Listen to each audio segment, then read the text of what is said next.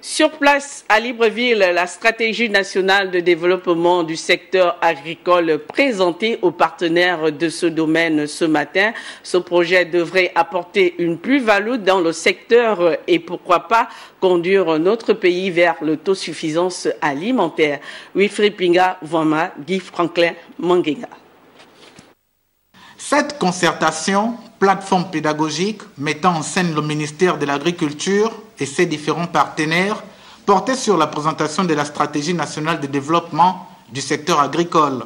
En ce sens, l'exposé du ministre, principal orateur, a mis en relief les orientations du plan stratégique Gabon émergent avant d'ouvrir sur les difficultés liées à l'exode rural, à l'insuffisance des usines de transformation et à l'indisponibilité du foncier agricole. Comme vous le savez, nous courons derrière notre autosuffisance alimentaire. Nous courons pour assurer pleinement la sécurité alimentaire à nos concitoyens et faire en sorte que chacun d'entre nous puisse consommer local en toute quiétude. Les problèmes sont nombreux, que ce soit ceux de l'accès au foncier, l'accès à la formation, l'accès au marché, la transformation, le fait de disposer sur le marché national d'intrants qui soient compétitifs, et tous ces problèmes ont des solutions.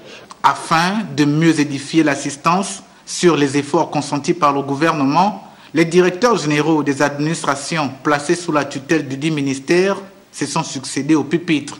Parmi les solutions palliatives identifiées, la construction d'un laboratoire de qualité des aliments et la réduction des importations.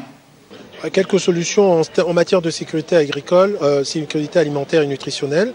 La mise en place très rapidement d'un laboratoire de sécurité alimentaire avec un spectre large d'analyse biomédicale. La prise d'un certain nombre de dispositions réglementaires pour mieux contrôler encore l'alimentation de rue, la transformation et le stockage des produits agricoles, ainsi que la mise en place d'aires de quarantaine aux frontières pour éviter l'entrée sur le territoire national de bétail sur pied sans que la quarantaine qui s'impose n'ait été respectée pour éviter justement la contamination de notre marché.